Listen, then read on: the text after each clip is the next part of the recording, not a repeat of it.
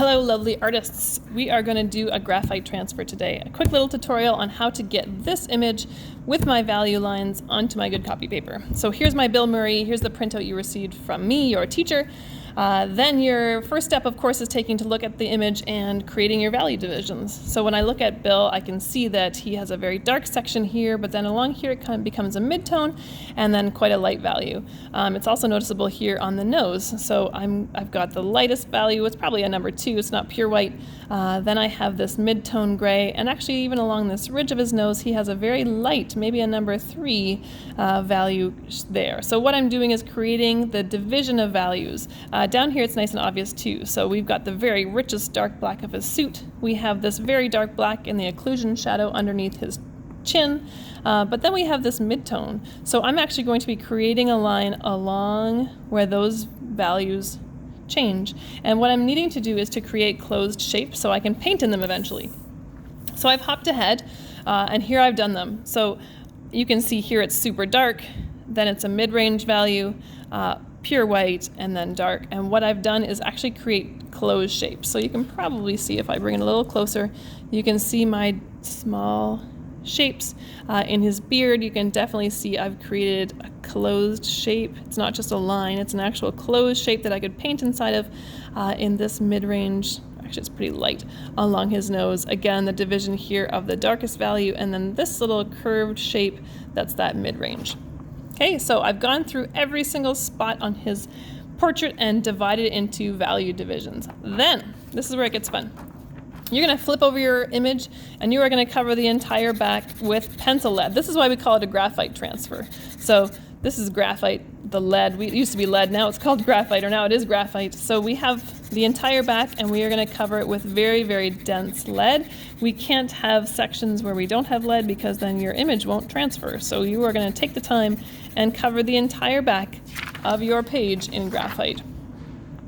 Okay, here's my value divisions. Flip it over, cover the entire back in graphite. Then I get my good copy paper. I place my image graphite side down, so the side that you scribbled on. You're going to put that against your good copy paper, and then with a little bit of tape, there we go, I'm going to tape it on there. So I want to make sure that it's attached on both sides, because if it shifts around, it is ruined. So take a second, get some tape from me, tape it on down. You could actually tape it on all 4 corners, would be even more wise. Then, now that I have it on my good copy paper, I can actually go back and use my pencil and retrace along those division lines. And what's happening, why we call it a graphite transfer, is what's happening is the pressure from my pencil is pushing against those lines, and it's actually pushing the graphite that's on the back of this page, and it's showing up onto my good copy paper. So here's a quick example. So I'm following that division line that I've already done, pushing fairly hard, but I don't have to be crazy. And voila. There you can see, I don't pull it all the way up, but there you can see the image. There's my value lines on my good copy paper. So I've jumped ahead and done everything, but I'll show you what it looks like. If I can get this tape off. Okay. Ta-da, ta-da, ta-da. So if I went ahead and did the whole thing, I've taken my page, I've got the graphite scribble covered on the back. The whole thing is scribbled. I've put it on my good copy paper. Then I've retraced all of my division lines, every single one. I've double checked. It's really wise for you to actually pull it up a couple times and just check that you've got it all. But if you've gone through and redone all of those division lines, you should have an image that looks like this. Okay, so again, here's the graphite on the back. You can see that the graphite from here has transferred onto my good copy paper, and now I have my fabulous image with all my value divisions, and it is ready to paint.